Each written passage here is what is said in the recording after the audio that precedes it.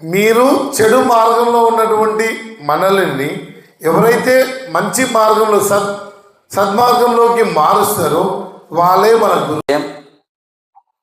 గురువు మన యొక్క జీవిత దిశానిర్దేశాన్ని నిర్ణయిస్తూ మన యొక్క లోటుపాట్లని సరిదిద్దుతూ ఒక క్రమశిక్షణతో ఉన్నతమైనటువంటి వ్యక్తిగా తీర్చిదిద్దడానికి మనకు ఆదిదేవుళ్ళు ముగ్గురు ఎవరైనా విష్ణు, ఈశ్వర, బ్రహ్మ. మరి ఆ ముగ్గురును కూడా ఎవరని చెప్తున్నారు? గురువే మనకు బ్రహ్మదేవుడు, గురువే మనకు విష్ణువు, గురువే మనకు ఈశ్వరుడు.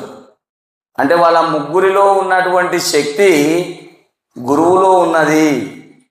శిల్పి ఆ రాయి పైన ఏదైనా దేవుని యొక్క విగ్రహాన్ని చెక్కినట్టయితే అప్పుడు ఆ రాయిని తీసుకుపోయి ఎడబెడతాం, మనం దేవాలయంలో పెడతాం, దేవుడని పూజలు చేస్తాం, పూలమాలలు వేస్తాం. మరి అదే మామూలు రాయిగా ఉన్నప్పుడు దానికి విలువ అనేది ఉండదు.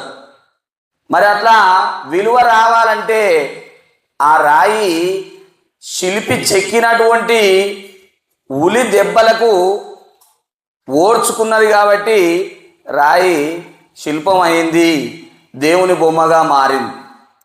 మరి అలా కాకుండా ఆ చెక్కేటప్పుడే బాధపడి వద్దయ్యా నన్ను చెక్కాల్సిన అవసరం లేదు, మంటలేస్తుంది అంటే అది ఈరోజు ఒక పనికిరాని రాయిగానే ఉండేది. I will just little bit give some of the few knowledge about the guru. What is the meaning of guru? In English you used to call that teacher. Yes or no? Actually the word guru is derived from the Sanskrit word. Okay, it is a Sanskrit word. Do you know Sanskrit? Have you heard any time? It is a one type of language. Wow, we have the language, Telugu language, I have Odia language, Hindi language, like that. Guru is derived from Sanskrit language. Gu means that is a darkness. What is called? Darkness. Gu means darkness. Ru means light. Understanding?